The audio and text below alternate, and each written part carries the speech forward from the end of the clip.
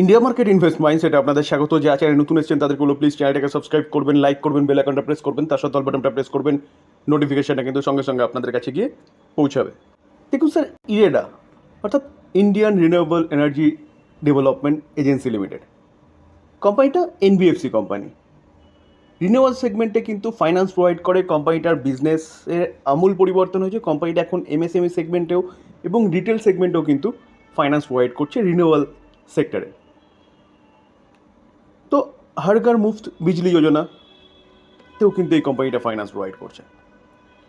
তো কোম্পানিটা রিসেন্টলি তার রেজাল্ট ডিক্লেয়ার করেছিল, রেজাল্ট নিয়ে আলোচনা করেছিলাম এবং কালকে আমি যখন লাস্ট ভিডিওতে আলোচনা করছিলাম বলেছিলাম কিন্তু এই কোম্পানিটা রাডারে রাখতে পারেন, কোম্পানিটা ভালো মুভমেন্ট দেখাতে পারে। সেই অনুযায়ী কিন্তু আজকে কোম্পানিটা হাই মেরেছে কত 310।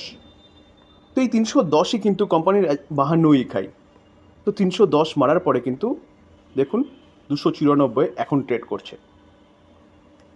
তো কোম্পানির রেজাল্ট ভালো করেছে, কোম্পানি কন্টিনিউয়াসলি ভালো পারফরমেন্স করছে। দেখুন 1 মাসের চার্ট দেখলে দেখা যাবে 65% রিটার্ন দিয়েছে, 6 মাসের চার্ট দেখলে দেখা যাবে 140% রিটার্ন দিয়েছে। এবং আমরা যদি 1 বছর, যদিও বা 1 বছর কোম্পানিটার কমপ্লিট হয়নি, কোম্পানিটা 389% রিটার্ন দিয়েছে। কোম্পানিটা মার্কেটে লিস্ট হয়েছে নভেম্বর 29, 2023-এ। তো ফ্লোর প্রাইস ছিল 32। তো 32 ফ্লোর প্রাইস ছিল আইপিওর, সেখান থেকে লিস্ট হয়েছিল সম্ভবত 56-58।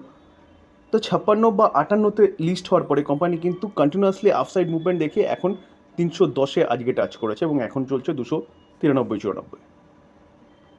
স্যার কোম্পানি ব্যাপক একটা আপসাইড মুভমেন্ট দেখিয়েছে। তো এই জায়গায় দাঁড়িয়ে কিন্তু কোম্পানিকে নিয়ে একটা খারাপ নিউজ পাওয়া যাচ্ছে। তো চলুন কী খারাপ নিউজ পাওয়া যাচ্ছে সেটা একটু দেখি। দেখুন স্যার, সেই ফিলিপস ক্যাপিটাল আবার চলে এসছে এই ইরেডাকে নিচে নামানোর জন্য।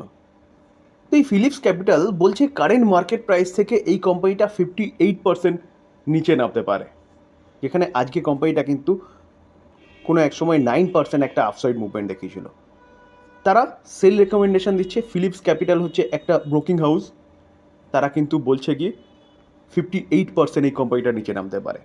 যেটা একটু আগে দেখালাম যে কোম্পানিটা হাই মেরেছে, বা অল টাইম হাই বলুন বা 52 হাই বলুন 310, সেখান থেকে তারা কি বলছে, তারা বলছে এই কোম্পানিটা কিন্তু 58% নিচে নামতে পারে এবং 130 টার্গেট দিচ্ছে।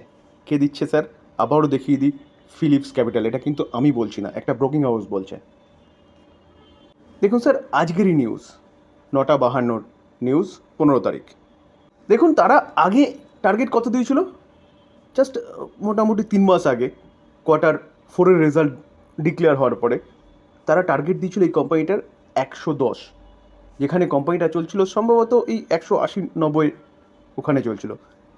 তো সেখানে সেই সময় কিন্তু তারা 110 টার্গেট দিয়েছিল, এখন সেই টার্গেটটাকে একটু বাড়িয়ে 130 করেছে। তার আগে কোম্পানিটার 80 টার্গেট দিয়েছিল এই ফিলিপস ক্যাপিটাল। তো কোনোবার কিন্তু সেই টার্গেটে আসেনি, 80-র সময়ও আসেনি, 110-এর সময়ও আসেনি, এখন 130-এর সময় আসবে কিনা দেখার বিষয়। তারা স্যার কারণ হিসেবে কি বলছে, তারা কিন্তু বলছে যে ইরেডাতে তারা দেখছে কি strong loan growth at CAGR 25%, খুব ভালো একটা লোন গ্রোথের কথা বলছে, যেখানে কিন্তু ডিমান্ড কন্টিনিউয়াসলি বাড়ছে কান্ট্রির মধ্যে রিনিউয়েবল সেক্টরে।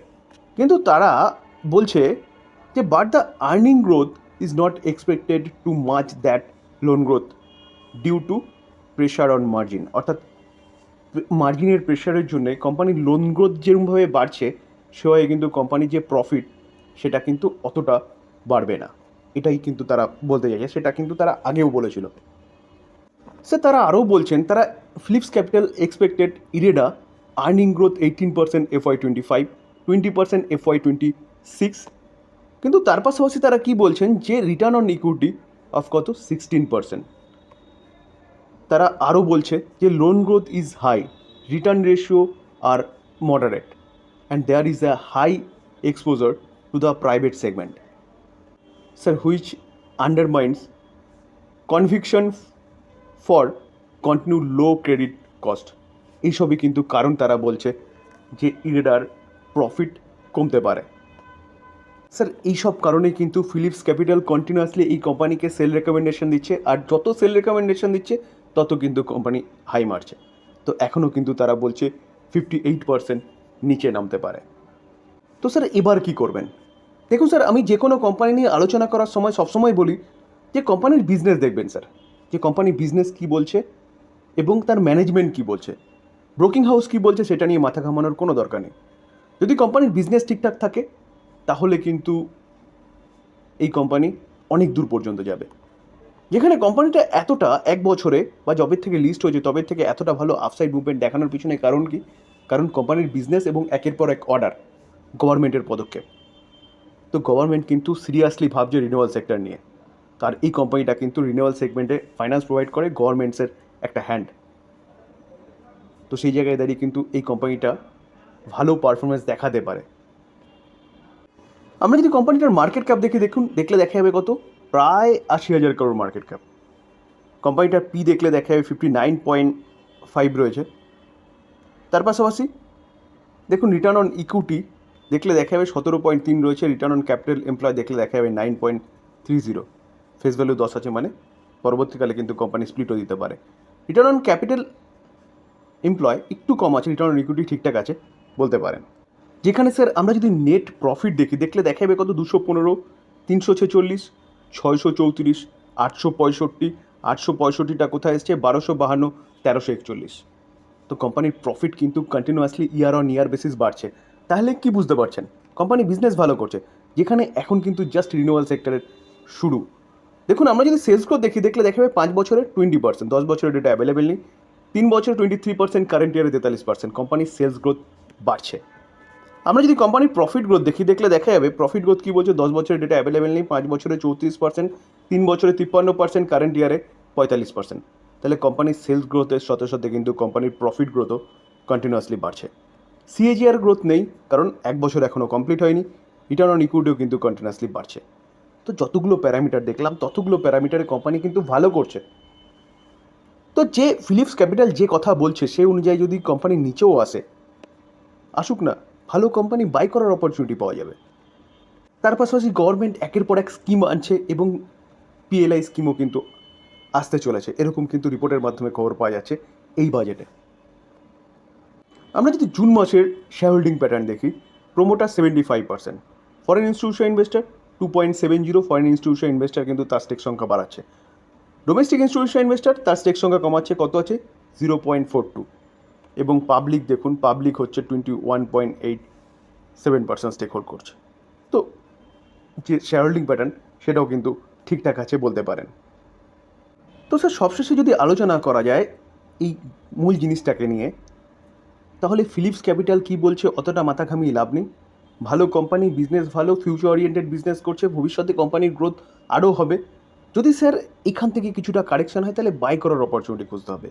লং টার্মের জন্য বেস্ট কোম্পানি। শর্ট টার্মে দেখুন, শর্ট টার্মের জন্য কিছু বলতে পারবো না।